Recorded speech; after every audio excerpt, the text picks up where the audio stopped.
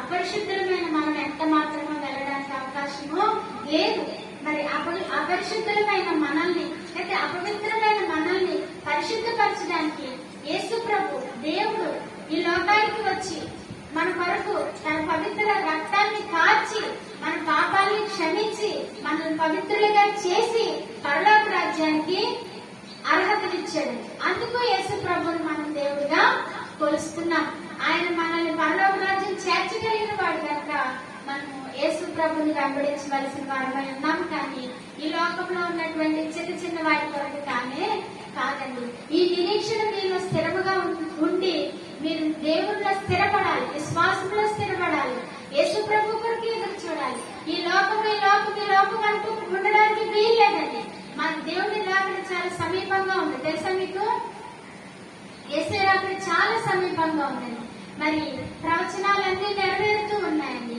మరి యేసు ప్రభు వచ్చే ముందర ఎటువంటి పరిస్థితులు ఈ లోకంలో ఉంటాయని దేవుడు చెప్పాడో ఆ పరిస్థితులన్నీ ఒక్కొక్కటిగా నెరవేర్చబడుతున్నాయి. ఆయన రాకడ చాలా సమీపంగా ఉన్నదని చెప్పి మరి దేవుడి గ్రంథం ద్వారా అనేక మంది దైవజనులు చెప్పడం జరుగుతుంది కనుక ఆయన వచ్చేసరికి మీరందరూ సిద్ధపడి ఉండాలి. ఇప్పుడు కనుక యేసే వచ్చి బోరుంటే ఎంతమంది ఎత్తబడతారండి?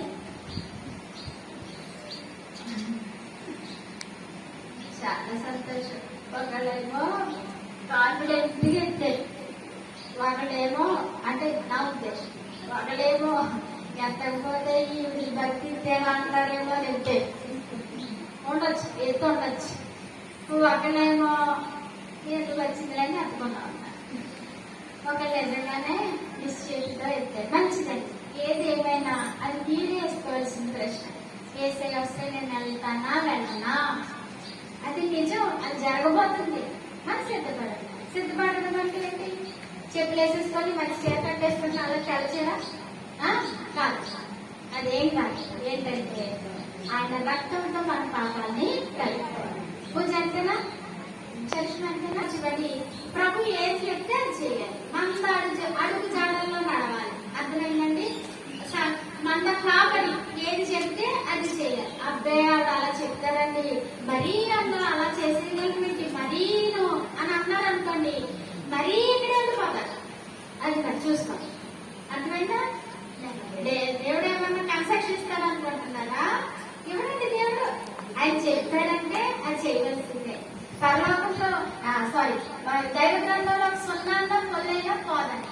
మరీ సీరియల్ చూడకుండా ఎవరంటారు ఏదో అప్పుడప్పుడు అంటే కుదరదు. ఖచ్చితంగా చూడద్దు మీరు.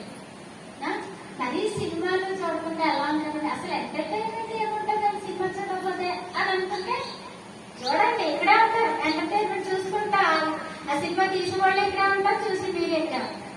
కాబట్టి దాన్ని విడిచిపెట్టాలంటే విడిచిపెట్టాలి. ఇంకా చాలా ఉన్నాయండి మీకు బాధ కలుగుతుంది చెప్తుంటే. కాబట్టి చెప్తాను, మీకు బాధ కలిగినా ఏం కలిగినా నేను చెప్తాను. ముందు మాటలు మాట్లాడుతున్నారా? ఒక ఆవిడ గురించి చెప్తే ఎవరో మర్చిపోతున్నాను ఈ మధ్యన. ఇవరకు ఎవరన్నా అలా గుర్తు పెట్టేస్తుంది. ఎవరో ఒక నూరా పిల్లలే చెప్పేస్తున్నారు, అంత చెడ్డ మాటలు మాట్లాడేస్తారట. మరి అలా మాట్లాడితే పళ్ళకి వెళ్తారా? కోపం వచ్చేటప్పటికి లాంగ్వేజ్ పడిపోతుంది. తప్పుగా అస్సలు చెడ్డ మాటలు అస్సలు మాట్లాడాలి. ఎలా వచ్చేట్లు అనుకోండి, కేసు రక్తం చేయించారు. ఈ భర్తగారు కూడా వచ్చేస్తా ఒకసారి. పిల్లల మీద బాగా లోకి ఎవరికి పిల్లల మీద కూడా చెడ్డ మాటలు ఇంకా ఎంత మాట అవన్నీ సైతాన్ గారి బుద్ధులేదు. సైతాన్ గారే చేస్తారు అలా పనులు. కాబట్టి దయచేసి చెడ్డ మాటల నోటిలో నుంచి రాకుండా మీరే కాపాడుకోవాలి.